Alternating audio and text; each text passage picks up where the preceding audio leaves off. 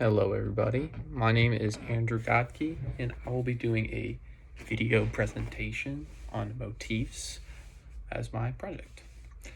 So before I get into everything, what are we going to discuss about today? So first and foremost, I'm going to first talk about motifs, why they're important, how to identify them, as well as I'm going to focus on motifs versus theme, as well as motifs versus symbols. And then I'm going to get into a couple examples of motifs, how I identified them and kind of their importance towards the story being told. So first, what exactly is a motif? So a motif is normally a reoccurring image, symbol, idea, sound, almost anything that can be re-brought up throughout the story to help build upon the theme being told. So anything, it could be an image or why, there's an image being told in the story and it could be re-brought up multiple times, and there could be a significant reason why this image or maybe even sound brought up and how it kind of builds upon the story that's being told. So first things first, motifs versus theme. A lot of times people do struggle with identifying motifs, and I'll get into it later with symbol.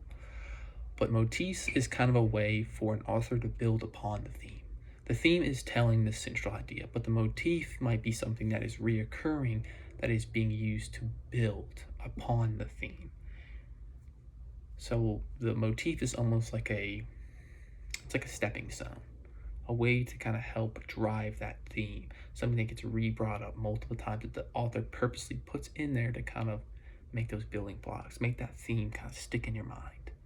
So here comes to issue number one, motif versus symbol. People get these two confused. So yes, a motif, you could say, oh, it's a symbol, but a motif is used to drive home the theme. It is something that is brought up for a reason. It's not just for example, a calculator in a story. A character uses a calculator maybe once or twice throughout the story. That doesn't necessarily mean it's a motif. Yes, it's brought up, but there needs to be a reason. It needs to be brought up a lot and for a particular reason why it's brought up. So, for example, if this was going to be motif, I could use the calculator a few times throughout a story. Okay, yes. But I use this calculator because it has a tie to my past, and I might have some significant value towards the story that's being told. There's a reason, and the author purposely uses this calculator to kind of drive home that reason. This is like a way to push the idea. All right, so first things first, example number one. So I decided to pick The Great Gatsby by Scott Fitzgerald. I thought it'd be a good first entry to discuss because, at least for me, everybody at my high school, we read this, and I enjoyed this book. It's a great book to read. If you haven't read it, I really recommend it. And also, spoiler warning, I will be talking about plot points, so if you don't want it to be spoiled and you haven't read it, by all means, read it and come back. So, I picked this because I thought it's a pretty popular book and most people will be able to follow along and understand. I shouldn't have to get too much in the story to explain this motif that's being told. So, when you think of The Great Gatsby, close your eyes and think, okay, what gets brought up a lot? This is not the only thing that gets brought up multiple times, but what are some things? Think about it for a minute. And then once you're done at the end of the story, by all means comment and tell me what else you thought of that might have been a motif. So what I'm mostly going to be focusing on is specifically social barriers and more specifically wealth, how wealth is brought up throughout the story.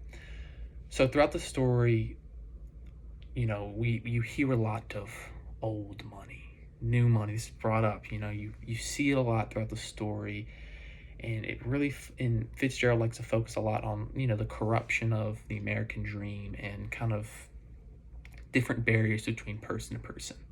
And he goes through kind of great lengths to describe East and West Egg, which I'm about to get into in a minute, about, kind of the differences. Almost to a naked eye, West and East Egg is very similar, and it gets brought up a lot, but as you read the story, there's subtle differences between the two. So West Egg mostly comes from new money, and East Egg is old. So even in the upper classes, there's almost still a a barrier. People, you could still be very wealthy, but if you're new money, the old money sees you as, he's just, he's new money. He's not like us. He's not classy like us. And I like the idea that, even in, standings of amounts of wealth, there's still social barriers. You see Gatsby do these parties. He's throwing all this liquor around so much throughout the story. It's brought up a lot with how lavish his parties are. And there's a reason that he does this, but he's kind of flaunting his wealth he's just flaunting it, trying to just show off. Look at me, look how much money for a specific person. If you haven't read it, read it, you'll know. And which I'll also get into in a minute. So, and also what I like is that's brought up is it's almost as if the wealth doesn't care that they're wealthy. If somebody were to throw a party, like me, for example, I'm not going to tell people just, grab my beer, grab my liquor, drink it all, destroy stuff, kind of go around and just have a day in time. You want people to be respectful. Yes, you want it to be a fun time, but you want people to talk, have fun, be safe. Don't just destroy things. Don't just throw ragers where people can just destroy things and whatnot.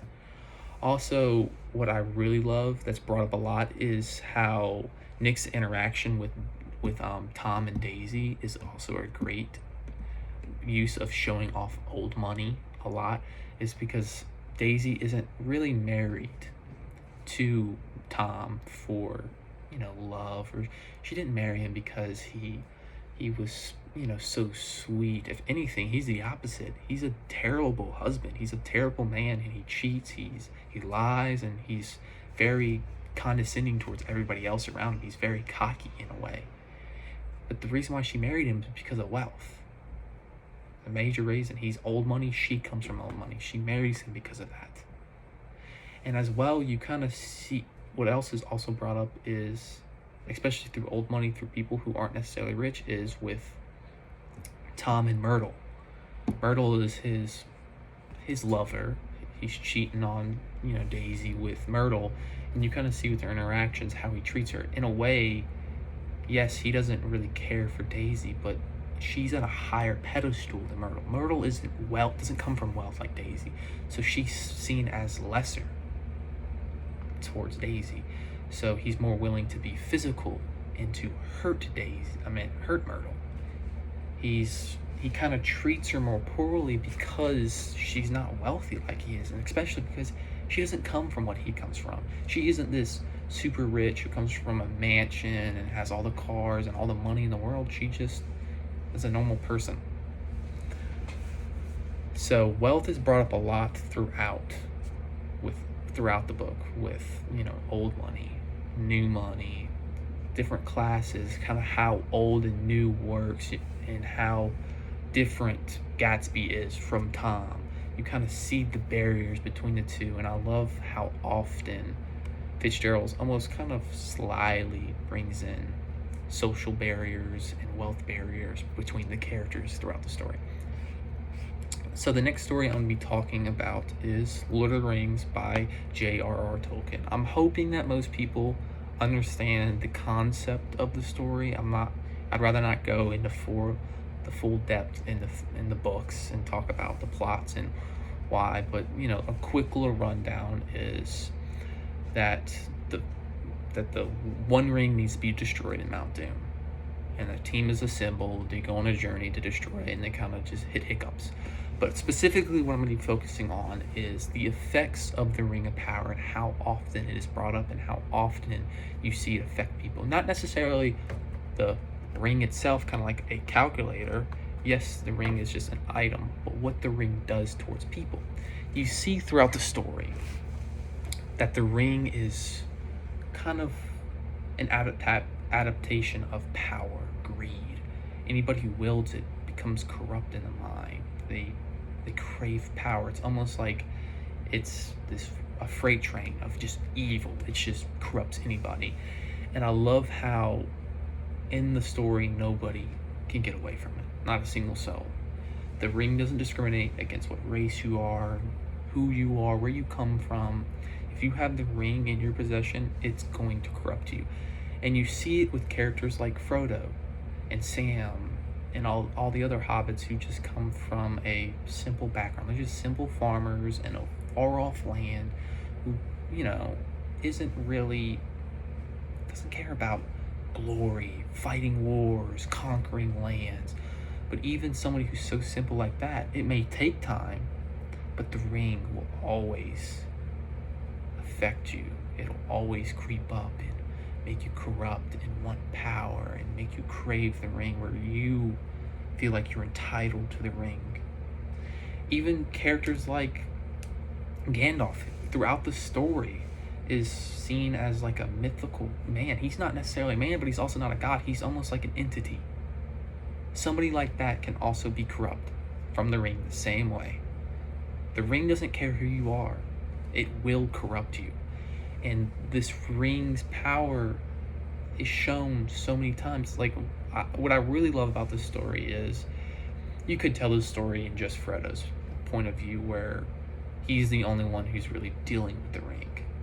Yes, he can have the side effects of the corruption, the ring slowly corrupting him, kind of the mental hardship he's got to go through, but you also see brought up with multiple characters what the ring does. It isn't just Frodo who's being affected.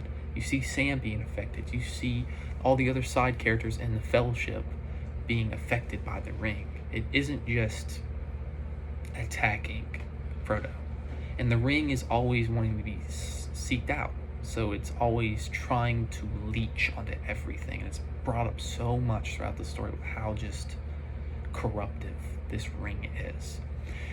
And what's perfect about the ending, spoiler alert if you haven't read the books, please do, is at the end of the story, they go on this journey, get up to Mount Doom, and Frodo can't let go of it. The power of the ring is just too much. It corrupted him. You cannot destroy the ring. The ring destroys itself in this instant. It's so powerful that nobody could ever willingly just throw the ring into the fire. They will slowly be corrupted. It'll slowly leach to them. Nobody can destroy the ring but the ring. So, as a quick summary, the ring is almost like kind of brought up to show greed and power and how easy it is for even the simplest of people to be corrupted by it, and how easy it is to just, turn evil, turn to be this person that you thought that you weren't. Even the most simplest people, like a simple little hobbit who's just a farmer, could be corrupted.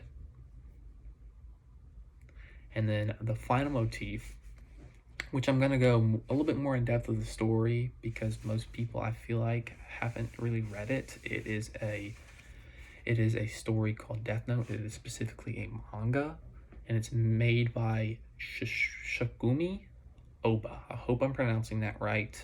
I will have his name linked if you're kind of curious. You can look him up, the author's name. But to give you a quick understanding of what the story is about, it's about a world like ours, a normal world, do day-to-day activities, but there's also Shimigami, who are kind of death gods. And what they do is they can write your name in a notebook. It'll, it's when you get your name down, written in it, you can write down the name, when they die, the time, and details, and it's like it becomes true. And the world of the Shimigami becomes very boring. There's multiple Shimigamis, but that's what I'm talking about. But if you're interested in the story, by all means, go read it. In the world of the Shimigamis, there's one Shimigami named Ryuk. He becomes very bored of his life. He just sits in this dull world that's just drained of life. It's just when you look at it, you just see death, which I'm gonna get to in a minute. And so he decides to drop his book in the world, and then a teenager picks it up, and it's about his slow corruption and he becomes almost, has like a god complex almost. He thinks he's God and he feels like he can control death. But that's not necessarily what I'm going to talk into, but this is so you understand is I'm going to more or less focus on something that's more physical. Specifically crows. Crows are brought up in this story a whole lot to resemble death. When you first see Ryuk, and if you haven't, by all means look him up, he's almost like a crow-like figure. He's a very lanky, he's got a long face, and he has wings that are black. It almost looks like a crow, In a lot of illustrations that are drawn throughout the series, you see crows around him. And a lot of times you forget these crows because, when you look at it, most of your focus is on Ryuk, how he looks, how he acts, what is he doing in that scene. But also there's crows. Crows are always in the story around people who are corrupted, it's almost around death at all times. You see these crows. And for example, like the crows by themselves are not really important, but you see them being used so much to resemble death, and you see it so much throughout the story. You see Light, you see Ryuk, even Ryuk himself looking like a crow. And it's even more used upon when Ryuk is almost like Light's crow. He resembles a crow, and he's always watching Light, being amused. He just wants to see what he's doing. He's always just waiting for Light to eventually be killed, as in the beginning of the story, Ryuk told him that I'll kill you eventually. It's not something I'm gonna get into, not important to the motif. But he's almost like Light's crow. He's always watching. He's always there, waiting for his opportunity. He is Light's death, and Light doesn't know that. These crows are used to resemble death and the corruption and greed and the god complex throughout the story that Light slowly gets delved into. And these crows are always seen to resemble those who think that they can control death. And by the end of the story, even Light, somebody who thought that they were untouchable, they were God, they can write anybody's name in this book and they would die. No, how could you find me out? Even he gets killed by the crows.